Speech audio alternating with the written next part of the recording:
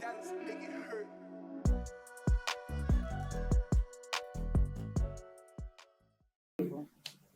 Hi, everybody. Welcome back to it. A podcast called Rising Sunshine. I am Lilita Bauza, but I go by the name of Lily. I am your host.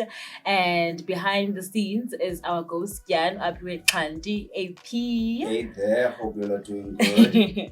And yeah, man, welcome back to at least, I don't think now it's been 2 weeks with us not shooting. We have firstly like to apologize for people that are watching us regularly, and also we're seeing the numbers that are growing. Thank you very much for choosing to watch us. Even if you just watch 10 minutes or into it, we just appreciate the airtime that we get to film you guys. But let's get right into it. So today we have a lot of things to talk about. First of all, my outfits.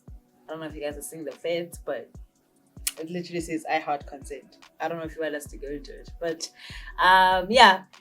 I also have a main topic, which is the Concord has ruled, or Concord has approved ruled that men can take their wife's surname. So we want to talk about that, and also want to have, I think we're going to have a few interviews with one of our own students here at school to basically have an understanding of how they feel about this whole thing, and like how will it affect us as like people, in terms of like socially, economically, financially, social background, also culturally, how is it gonna pan out should now men opt, very huge on opting, because it's not like it's a must. If they choose to take their wife's surname, how is it gonna work? So we're gonna have those interviews, right? And then also we have a second segment, and I think we just put it in another interesting topic that we could not cover, is the petition that has been that basically was rejecting the draft regulation that is affecting student debt, and apparently was a success. So guys, if you're a student or you're just anyone who signed that petition, that was literally saying, we do not want this amendment of our student debts being put out there to credit bureaus so that they can see, because it was going to hinder us from getting things like your loans for cars or houses or anything. So it was a success. So we just also want to get, I think are we going to get people to talk about that? Or Yeah, we're also going to get people to talk about that. And hey, thank you guys if you really signed. Yeah. Thank you. Yeah. That just shows that us as the youth are able to do this. And the power that we have. Yeah, and if we rally together, we can literally change the world.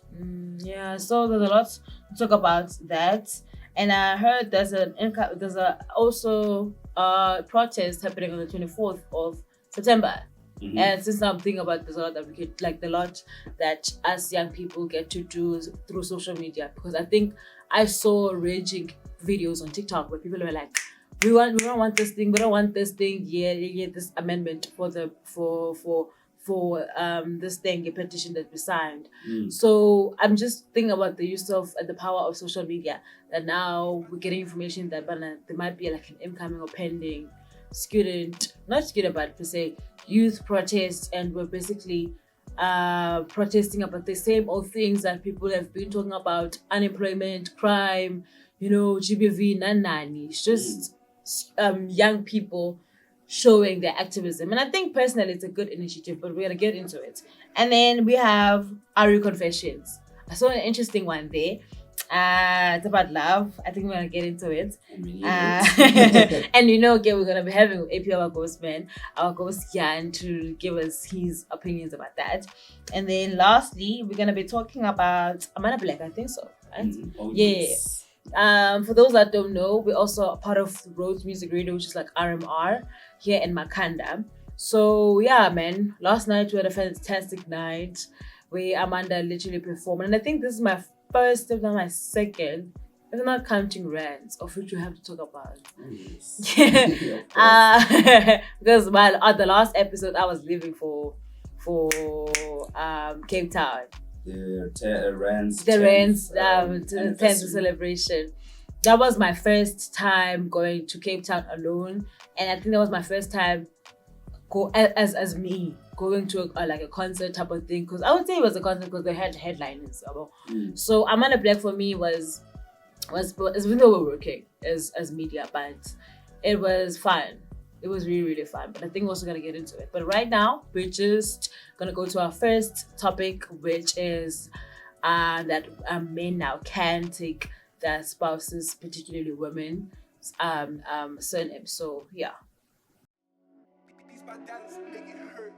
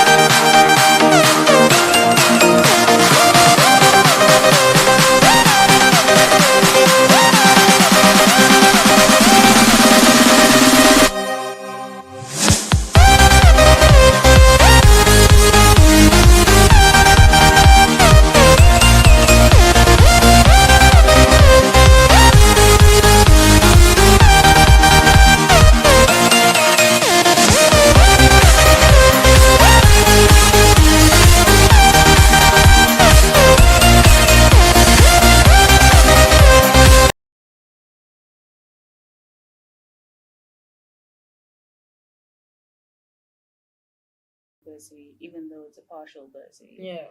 right? But I mean, even paying off that little bit, Still counts. it still counts. It's still a lot. It's still a lot of money having to dish out, you know? And then it just made me think of students that are owing like 40, 50, 60, up Yeah. to like hundreds of thousands. How detrimental that could be to them. And I was stressing, man. I just think, like I said before, this thing was very classist and very, like, they don't know the realities of the people that they are serving. I think that is one of the biggest problems. Like, you want to pass all of these things, but you don't actually know the realities of the people that you are serving. And I just feel like the facts should be there, the stats should be there. You should know that there are probably more students on NSFAS than like self-funded or Yeah. whatever the case may be. You know, even self-funded students struggle. They you know? struggle. Yeah. So I think that they just didn't take into consideration the realities of most South African youth into mind when they were doing that, and inconsiderate leadership, I think. I mean, so what I'm getting from you is that you think our quote unquote leaders are out of touch with the Yes. reality of it all. And I think I share the same sentiments, to be quite honest. I don't know whether to say I'm an NSPAS or myself student, self-funded student, but I've had it. The first year was self-funded, the second year was on NSPAS because I didn't follow procedure of the NSPAS regulation things. It's a long story, but I am a student sitting right here right now, accumulating hundreds and thousands of rands owing the school. And when this came to mind, I was like, I'd literally had a glimpse of a thought where I was like, chances of me getting even employment gone. This is gonna be this vicious cycle. I'm gonna go after getting this degree. I'm gonna go home and sit home, apply, and then like, you're blacklisted. We can't hire you. That's what the first thought came to mind. And then went to TikTok and I was scrolling down and people were showing their outrage. I was like, okay, this is real. And the petition came, right? And I don't know how about you or what are your thoughts around that.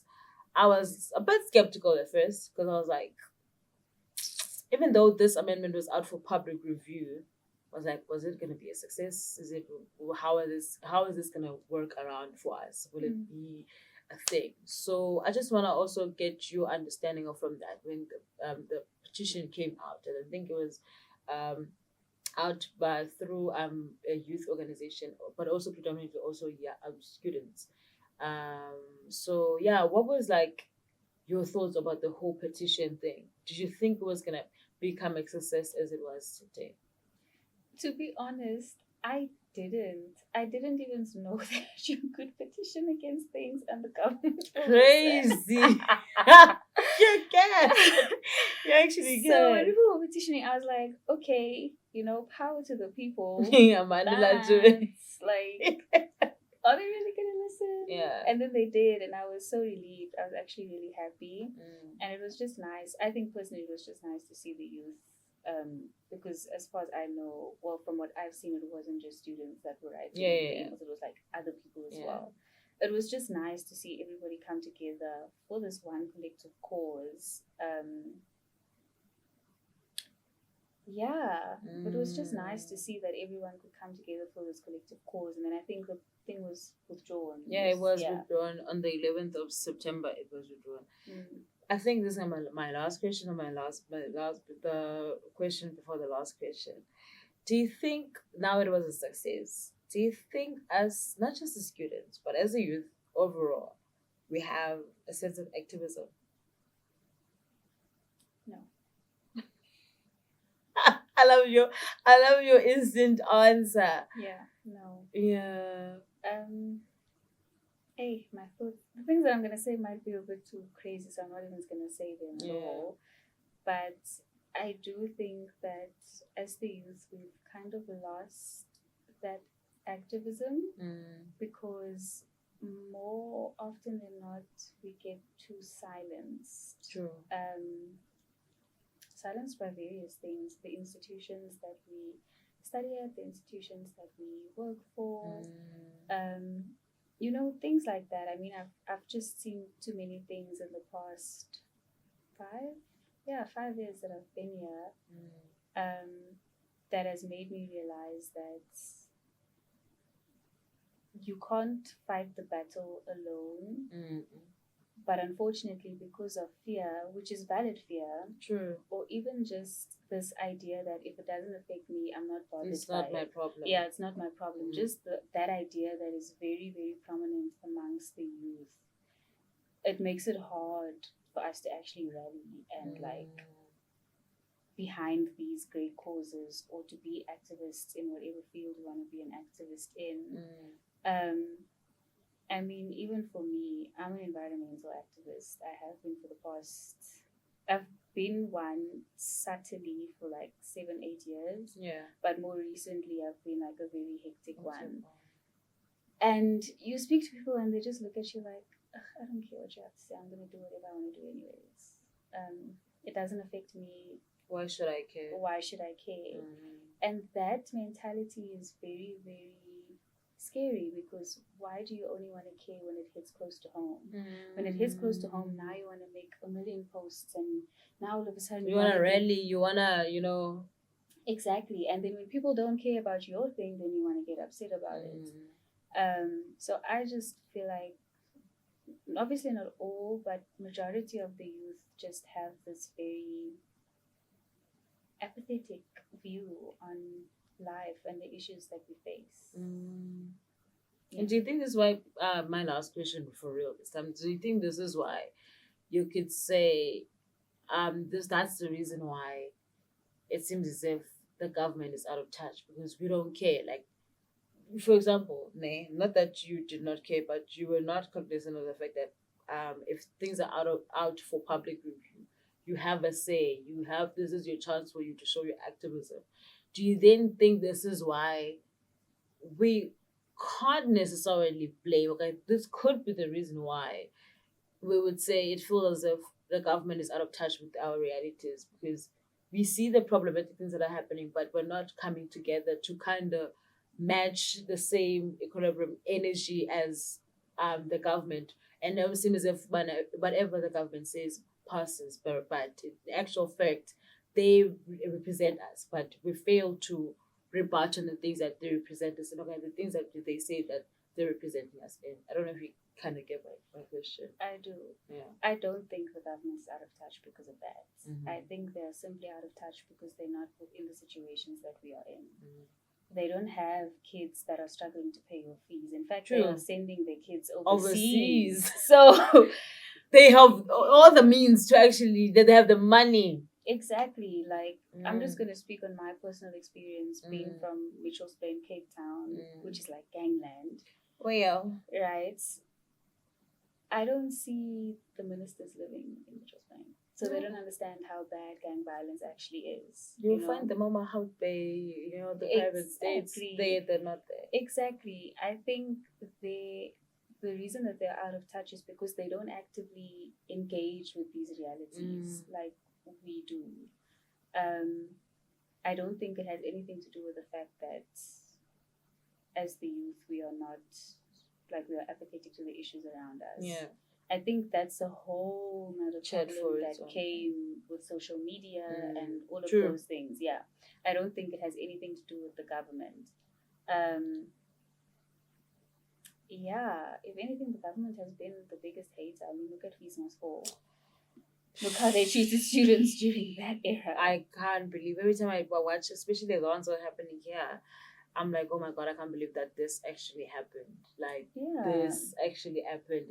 A student who was running out of breath, locked in a van, and they refused to let the student out Yes. because they were fat. I'm like, what? Yeah.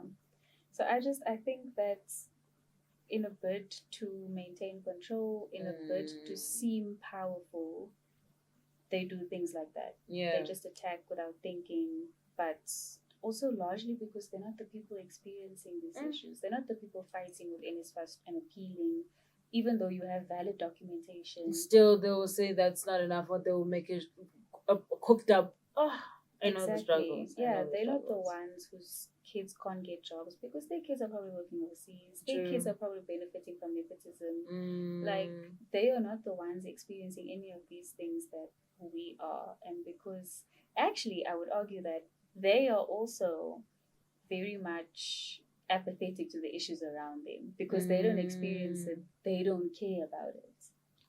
Then brings the question in the banner: why are they our leaders in the first place? Say no more.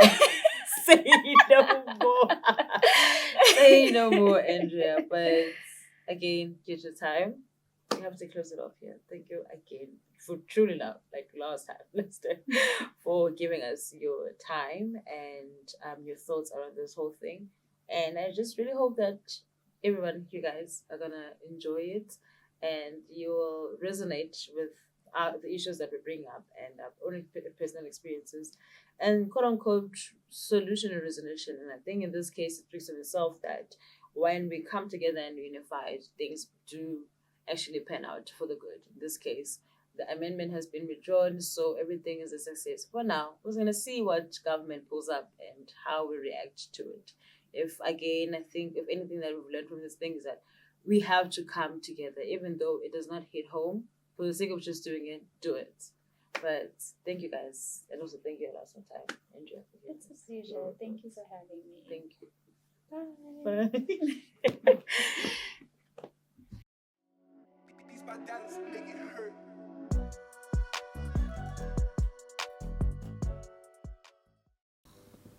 I have to do it online. This is crazy. Really crazy. Okay, cool. Introduce you. Okay, cool. Yeah. 3, 2, 1.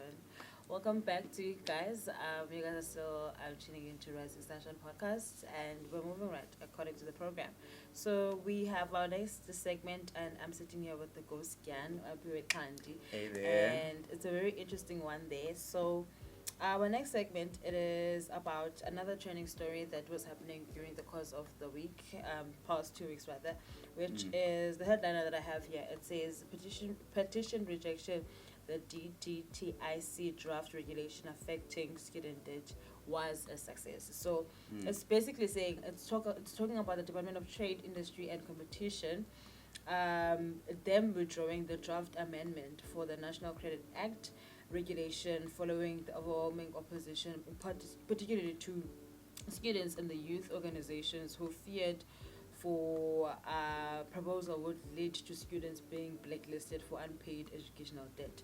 So to bring you up to speed on lighter mode, so what I was getting from this thing was that the minister was basically saying, or allowing credit bureaus to have access of student debt from students. For example, let's say I grad, or maybe I'm still a student and I would love to buy a car, right? Go to a bank, and then now we're saying to the, and then the bank now has, just because I'm a student, they will have my information that, oh, by the way, I'm owing the school this X amount. So that would hinder my process of getting a loan to a bank to buy this car because of that whole situation going on. So we have Apu Kant to bring us up to speed on his understanding of what is happening, and then later on we'll have also one of the students who will be sharing their views about this whole thing going on. So okay, go Scan, over to you. Hey y'all, hope you all are good and hope you're doing well. Yeah, it was really hectic when Yeah. I saw this thing because really I saw it as like an unnecessary kind of amendment to the National Credit Act because I'm thinking, why are you doing that? Why are y'all doing that? Because Yeah. number one, knowing that, of course, when a lot of us as students, right, especially graduates, are already struggling enough to find jobs. Yeah. Yeah. Now imagine you graduate and then you're not able to find a job because the market is tough. Yeah. Then on the second hand, now you are blacklisted and made to feel like you already made you feel worse because this is South Africa. There aren't a lot Economy of is bad. the economy is bad, and you're making it even worse by now. Blacklisting students who already are struggling to find jobs now is going to be even much more tougher, and then they'll stay with the debt that they have. And I feel like they're also forgetting that a lot of people, a lot of us as the youth, coming from different backgrounds. Not Yeah. everyone is coming from wealthy of families where they were able to pay off the debt. No, it's Yeah. not like that. Rather, some are literally their only family source of income or the family's only way of being able to get out of poverty. So Yeah. imagine now they've got that debt and at the same time they aren't able to find a job and now it's on them. And even a few NSFAS students are even kwalamali they're getting from NSFAS, they have to feed their Feed. families. So it just feels like it's a way of punishing us as the youth for I don't know what reason because it seems like they're stuck here. I mean, look, at this point, I feel like anything that is, introduced by a minister, it just, for me, it lacks, it feels like they're living in their own world. For example, I think there was something about the Minister of Education, it's just that I forgot what it was, and it didn't make sense to me. And now when I got used to this whole thing, it also didn't make sense to me because their reasonings were that this is gonna help also to kind of identify a person in terms of like if they're lying in the process of fraud and and I'm like, there's so many ways to attack to tackle the problem of fraud within South African economy. Exactly. Right? I think by virtue of you having my ID should be enough to give you whatever information that you need. Exactly. But now to cross the border to go to, looking into the fact that I'm owing, for example, 150,000, and that's also gonna scream alarms to credit bureaus, and then they're black. I think my problem was the thing was for us the students, or for us the youth, was being blacklisted. You don't know how restricted you are when you're blacklisted. When you're blacklisted, you can't even take a medical Imagine. because you're blacklisted. Small thing of let's say, God forbid, they take this laptop and I can't even have it because I'm blacklisted. So those are things, those are the restrictions that you have. Even And the the phone. reality of us right now, we've seen how bad the economy is, and we've seen how also the fact that employment within us as young people is not there is also one another thing. It's like we're literally now, you're not even taking the bread, you're literally taking it out of our mouths, and you're like, and eating it. eating it right in front of us whilst we starve. That was my general sense of it all. But yeah, man, thank you, Goscan, for sharing that opinions with us. Also, Cesar, like a good student, Seju from here at school, but what her thoughts about this whole thing, and just have a sense, man, maybe we are the crazy, two ones here. We're the crazy two ones. Maybe someone who might have a different perspective of this. We haven't shared the same sentiments as us, but yeah, True, stay true. tuned These for that bandanas one. make it hurt.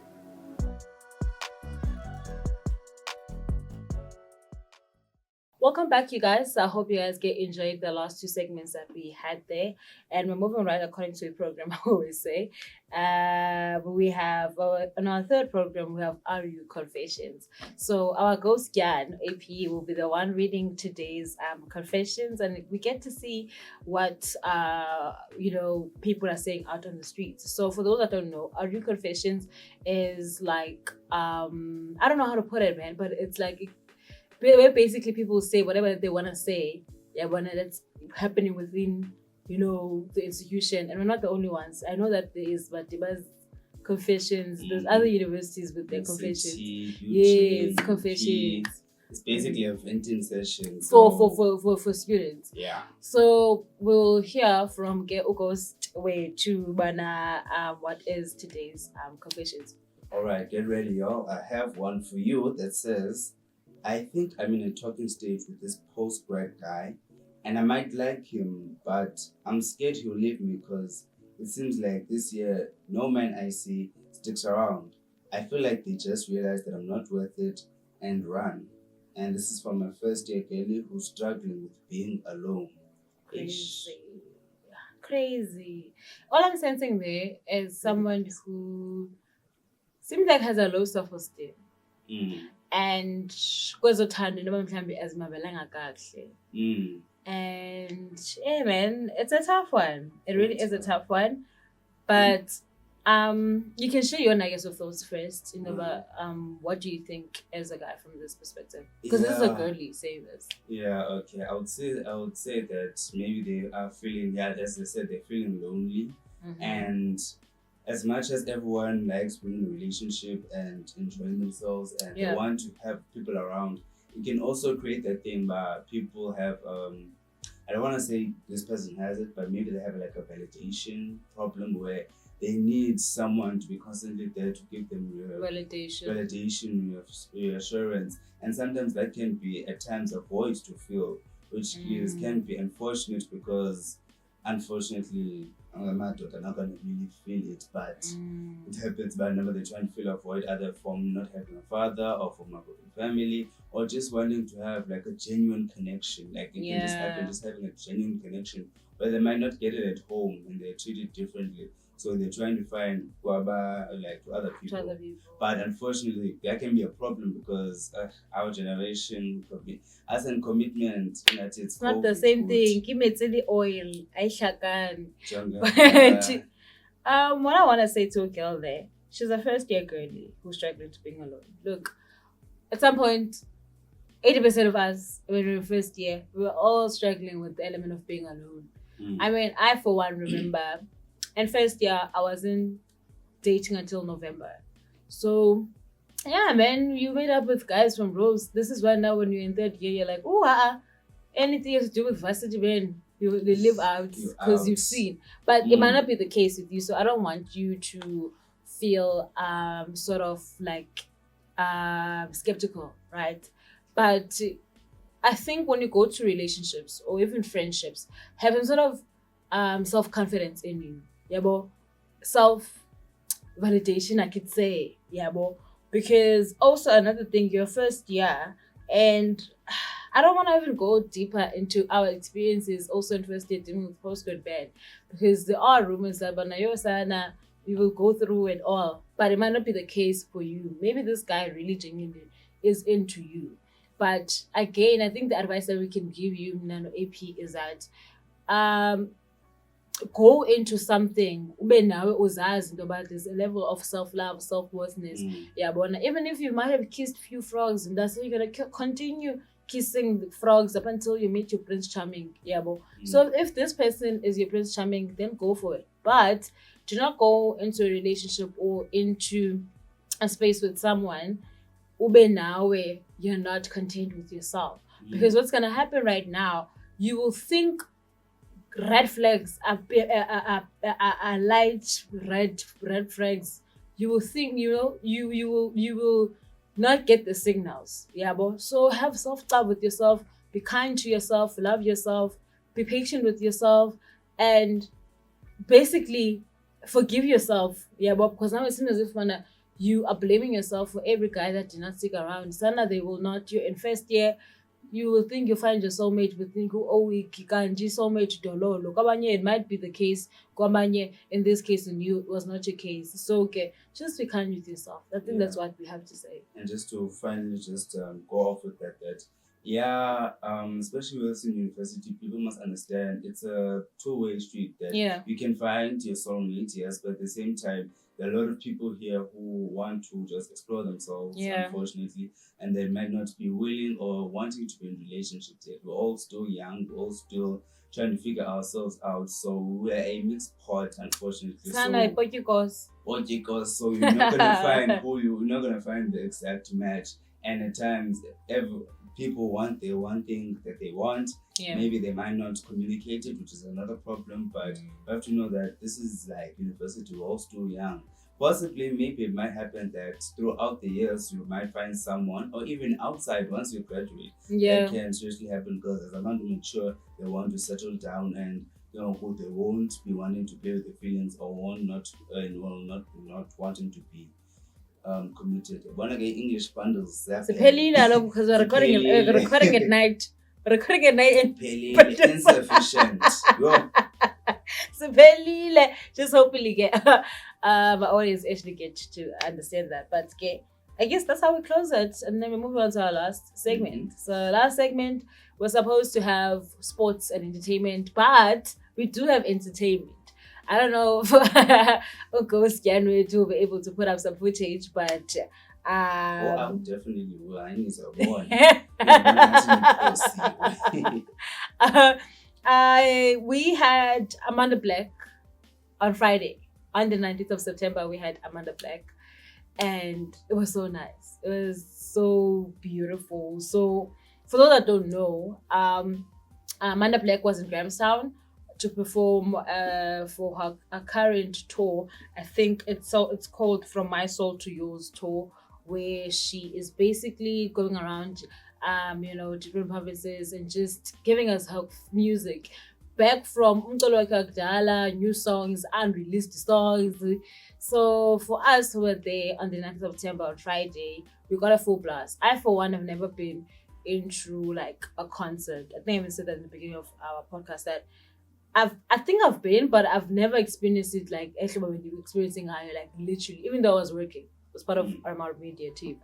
But it was so nice. It was so beautiful to see her perform and like the energy. I think at this other song, I forgot this other song so she was singing, and the energy was just, I remember even saying on my status, the energy in the air is just out of this world. Like, and everyone is enjoying. And like, just started a bit slow, but people were coming in. But knowing that's how shows are. African the highlight was almost like in the mid where you sing, but people are enjoying, people are singing. There's like dancing. Literally, people would get up their seats and dance with Amanda Black, while she's singing. And as also, side note, love the singers that were with her, the backup singers. Please, can also crowd it for them as well, because wow, they had amazing voices, and they were really bringing in that vibe, especially in the band as well.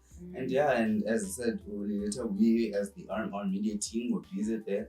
Zakakas are here and there, getting the content, making sure that as much as we are also enjoying the show, we're also capturing all the best moments and all the best lights. And it was basically held there at Monument. And it was an amazing show, Shane. It was an amazing show. I want us to talk something and get to dive a little bit. Obviously, it was not a sold-out show, ne? And I've always wondered, especially now that I'm actually growing older in Dubana, why don't we support each other? I mean, Jonga, I'm not from the Eastern Cape, right? But I think I've grown to like somebody who has descendants from the Eastern Cape and has lived for some time. It has made me question in Dubana why singa kwazukomana singabantu, as Black people. This is deriving from the fact that it wasn't a sold out show, but like people knew Amanda's coming. I think for like over a month, especially as RMR, since we're part of the partnership in terms of sponsoring and whatever, we, I expected, like, but even though there was so much love, from her receiving us, I don't know what Amanda Black at this point. Is on Friday. It is on Friday. I think because that's how much love that she has, But it just makes me think, man, why What I'm thinking is that I feel like we do have that culture because now in Guasemondine, and we do have quite a few shows of like almost the Taylor Becona, especially this show that's called London Roots. And it can be kind of full, even they hold concerts, as dope as they call it, but it's the Baby Lee Recreational Park. They even hold concerts there and it can be full. But I think another facet is that we do want to support, but maybe we don't have the financial needs as well. Could be that. That was one thing we were speaking about, that had maybe the ticket prices have like been a bit more reasonable for a lot of people, they would have gone and they would have like filled up there, just to really support. That can be one thing. One other thing that people maybe just they want to support, but they don't really want to show it. As I don't know, as Black people, we just really don't want to support each other. We don't have that idea of when you're doing a show, it's hard to convince them. If it was say maybe a white how can I say international person, people would make sure that maybe it's the last money. Oh, Chris Brown. I was gonna say it was a full sold out. People literally flew. I have a friend who comes from my hometown. She literally flew from she drove from Mossel Bay to Cape Town and flew from Cape Town to Joburg just for that. And then I was gonna go to that, but I fine. It might be financial reasons, because the ticket sales were a bit pricey. But why do we always have to have the same Amanda Black? Why is a charge 450? But if it's a Chris Brown, okay, let's say even I don't want to do one of us, but someone who's an upcoming artist from overseas having the same years, even less category in terms of umculo than Amanda Black, just because they're popular or they're popping in the streets. It's $400. That's like what? I don't know. You do the math. But will pay that 4 point something. That's what also rolls me up. As much as we're gonna talk about the element of a financial okay man, okay, into a concert is dead now. Ticket sales and the whole element of going to concert is dead. It's not, but it's just that as people, I think we're so much woke that we always prefer international things than local things. We don't embrace our localness as a bandu. I don't know, man. I'm just having a little bit of distaste from that. But other than that, it was a beautiful show. Truly enjoyed it. Even though we were working. Even though we were working, it was a beautiful thing to see, the setting up, because we got in, I think, 2 hours before the actual start of the show. How, for me, it was how concert work, from the people, the beautiful shots. Let's say we're seeing a Spirit of Praise Alive and we're seeing the beautiful shots. The amount that goes into that, the shifts, it was tedious, but it was so much fun and it was so much beautiful. And if anything, it was an eye opener for me to actually go to more Afro soul, Afro pop, proudly South African artist concert. And it really gives now. We need to actually go out there and do more shows, not always always something like that, but nice shows that you can, drive your goals. And I think we're missing that kind of element, that we're not really listening to other genres and allowing ourselves to embrace those kind of genres. Even I would like to even try a jazz show. I really haven't gone to one, and just chill, listen to the music and just engage with it. Not always it has to be in the set group. I'm not like but I think we also have to balance between you can go dancing, but at the same time you need music that allows you to chill, allows you to feed into it, food your soul, and we are tempering good for you. They're into that you can connect with on a different level. Yeah. Sorry, y'all, but that's it for our episode. So of course I've got the inserts ready. Okay, for cool. you to Before we check go out. actually go to that, let's talk about this. I had concern.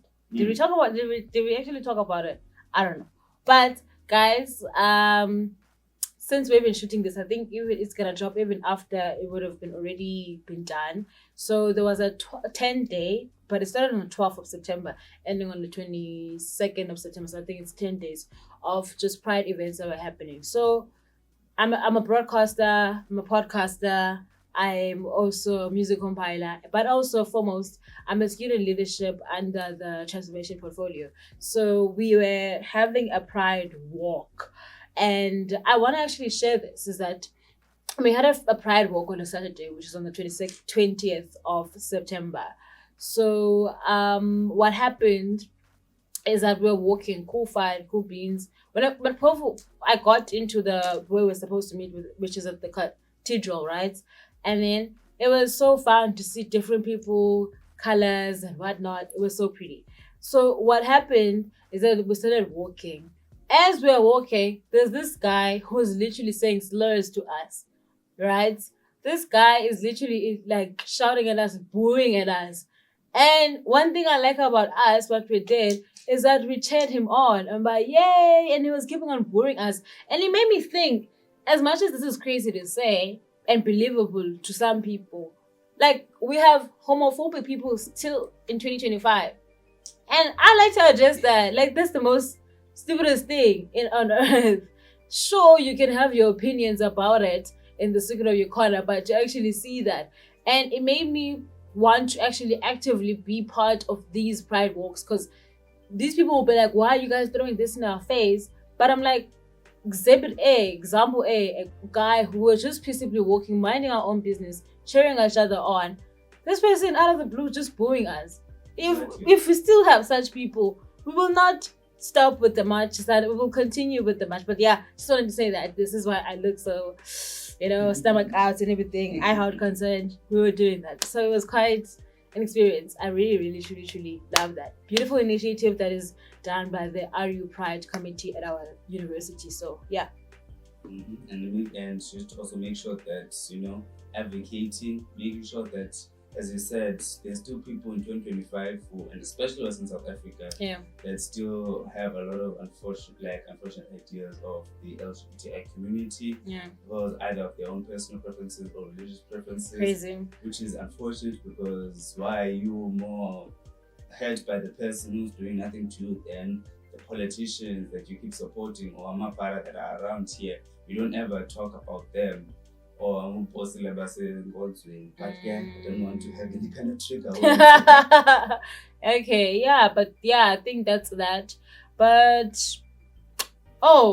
should we talk about it? I don't think we should. Mosa? The Cape Town? It was good.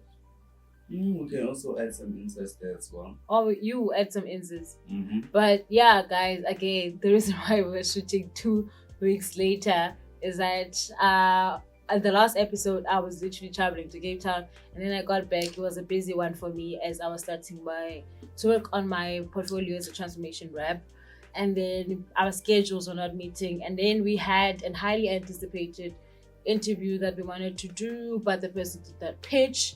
So hey, we don't want to say anything about that. But Cape Town was pretty nice. It was very good. If anything, it gave me a indicator and a highlighter that I should start doing these trips where I'm like, you know what, I have enough money. Let me book a house. Let me book a Airbnb, and go out like for a weekend type of thing. So it was quite a special one for me as I've always wanted to go to errands since high school. So I thought you were going to say since birth. No, crazy. Since high school. Funny enough, a person that put me on was my brother, but currently he doesn't listen to Tom anymore. I'm like, this is so crazy. So yeah, it was very nice to attend errands for the first time for their 10th celebration. Even though I didn't see myself in their pictures, but I took a lot of pictures, and I think AP is just gonna insert one of them and just put it all out there. But yeah, man, it was very nice. It was very crazy. And but hey, the downside of it is that, hey, did we in a friendship break up, Paya? Story for another day, guys. Story for another day. But yeah, it was very nice. It was something that I highly recommend for anyone to do in their 20s. Travel, guys. Oh, Please leave. travel. Travel. Before we wanna start off our running, Yes, travel. travel. Yeah, Travel. Now Yeah, you're yeah. travel, but you have kids. No, travel. 1,000 rand unayo, why 50 rand unayo, whatever, save and travel. It will help you, you will feel refreshed. Because when I came back, obviously I was fatigued because of I was using in again. But if anything, mentally I was so refreshed, I came back stronger. But yeah, let's hear your question. Okay. Oh, cool. Yeah, guys, just having a little something on the side. But There's yeah. something on the side. But yeah, I thought you were out the question, but it's fine.